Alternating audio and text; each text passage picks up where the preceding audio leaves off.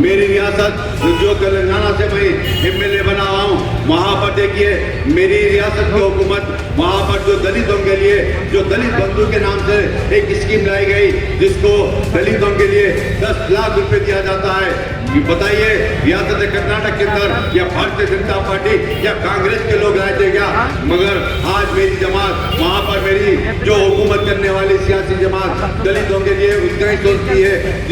दीगर के लिए सोचती है। मेरा बताने के अंदर कानून के दायरे में या बाबा साहेब के कानून को कोई बचाना चाहता है, जिनका नाम बैरिस्टर असदुद्दीन ओवैसी साहब होते हैं।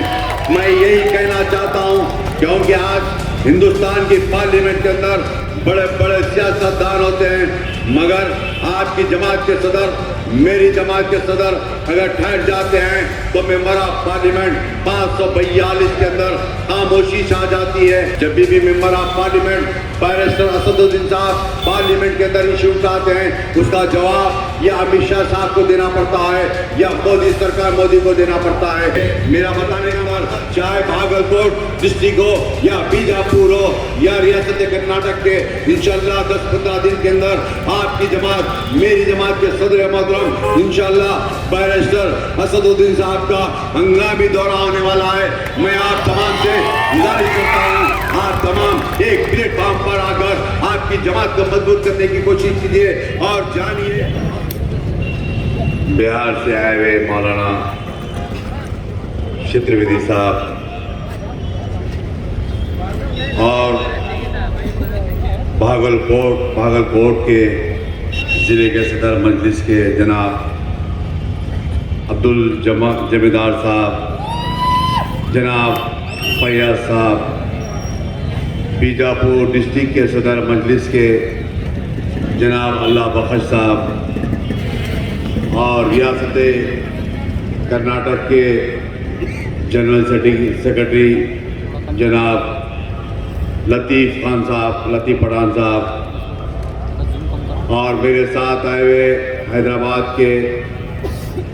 और रियासत कर्नाटक के जिम्मेदार जनाब सलीम साहब और दीगर उलमाए किराम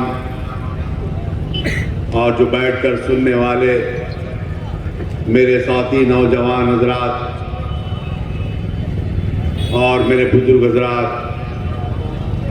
मेरी आवाज़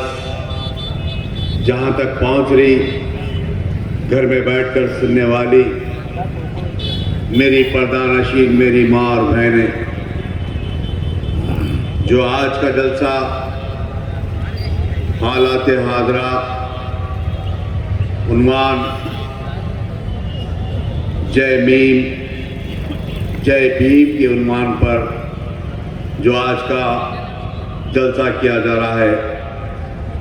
मैं आप तमाम से सिर्फ 2 मिनट बात करते हुए, क्योंकि काफ़ी देर से मौलाना को सुनने के लिए बेचैन बैठे हुए हैं, मैं जो आज जहां पर ठहर कर जो बात करने वाला हूं, यही कहना चाहता हूं, क्योंकि आज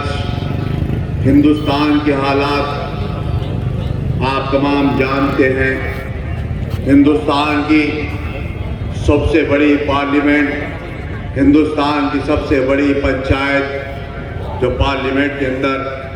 542 MPs होते हैं, जिसके अंदर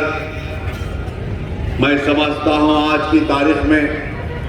25 से 27 मेंबर ऑफ पार्लियामेंट मुस्लिम होते हैं, जिसके अंदर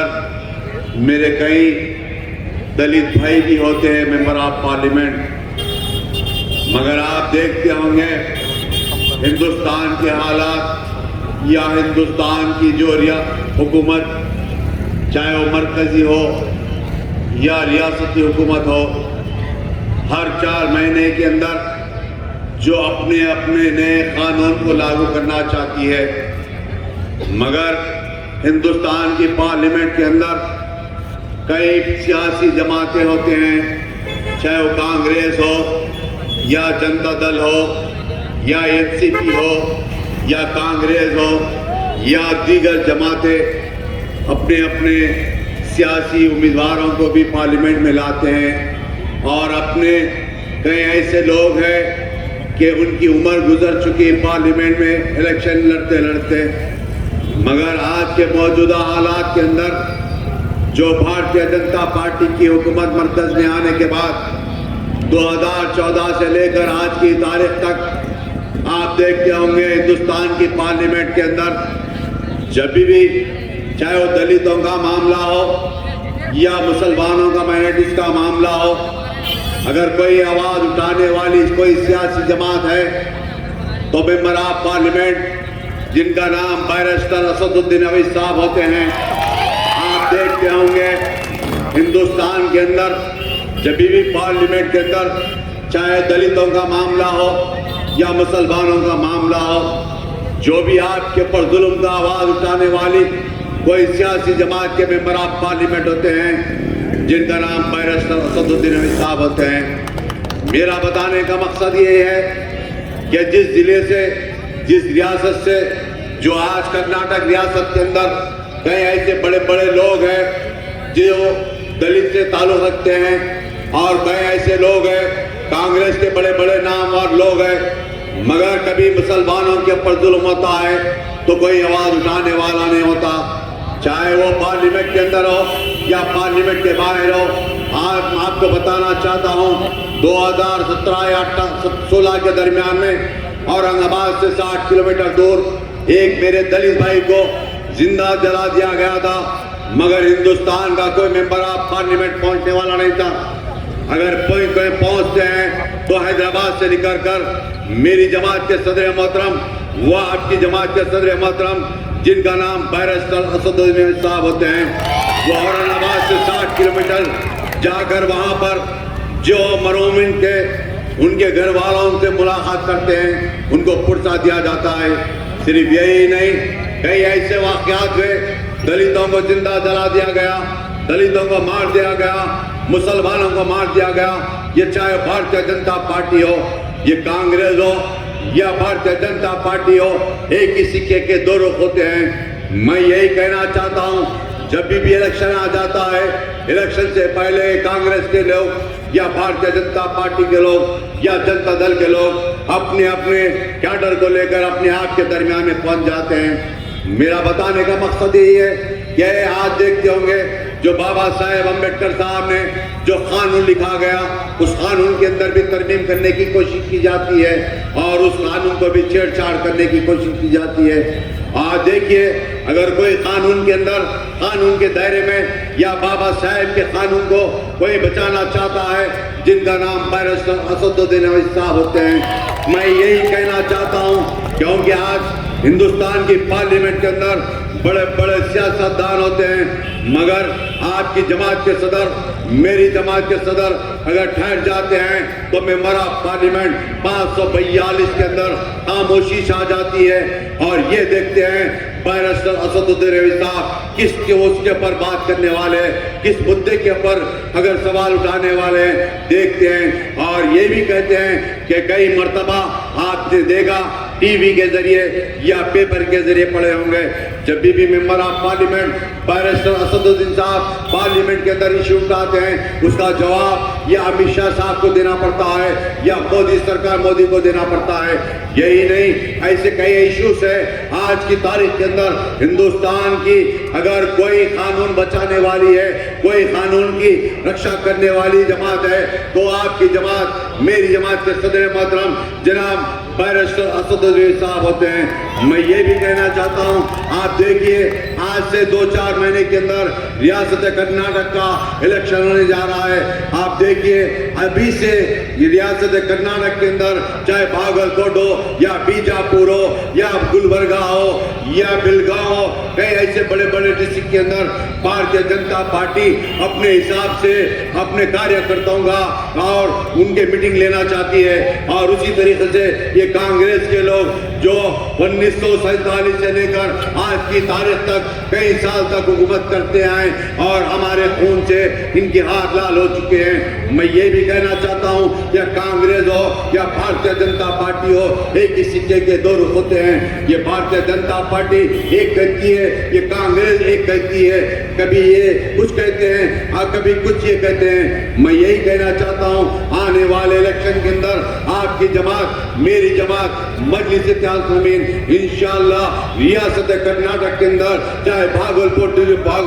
हो या बीजापुर हो या गुलबर्गा हो या बेलगांव हो, रियासत कर्नाटक के अंदर कई जगह से मेरी आपकी पार्टी इंशाअल्लाह आपके दरमियान में आपके उम्मीदवार को छोड़ा जाएगा। और यही नहीं, हैदराबाद से या रियासत तेलंगाना या आंध्र प्रदेश से लाकर नहीं, आपके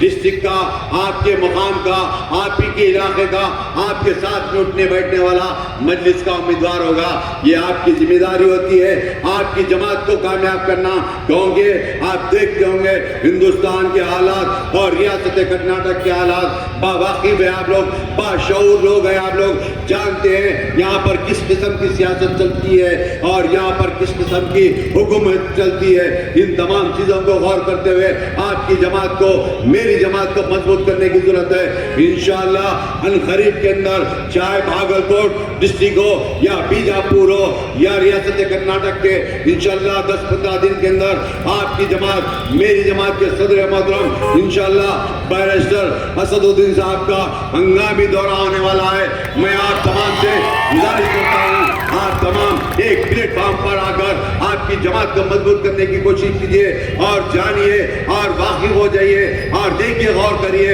आपकी जमात आपके लिए लड़ने वाली है, आपके कानून के लिए, आपके हक के लिए लड़ने वाली कोई जमात है तो आपकी जमात, मेरी जमात के सदर मोहतरम जनाब नकीब मिल्लत बैरिस्टर असदुद्दीन साहब होते हैं। और साथ ही साथ ये भी कहना चाहता हूँ, मेरी रियासत जो तेलंगाना से मैं MLA बना हुआ हूँ, वहाँ पर देखिए मेरी रियासत की हुकूमत, वहाँ पर जो दलितों के लिए, जो दलित बंधु के नाम से एक स्कीम लाई गई, जिसको दलितों के लिए 10 लाख रुपए दिया जाता है। बताइए, रियासत कर्नाटक के अंदर या भारतीय जनता पार्टी या कांग्रेस के लोग आए थे क्या? मगर आज मेरी जमात, वहाँ पर मेरी जो हुकूमत करने वाली सियासी जमात दलितों के लिए उतना ही सोचती है,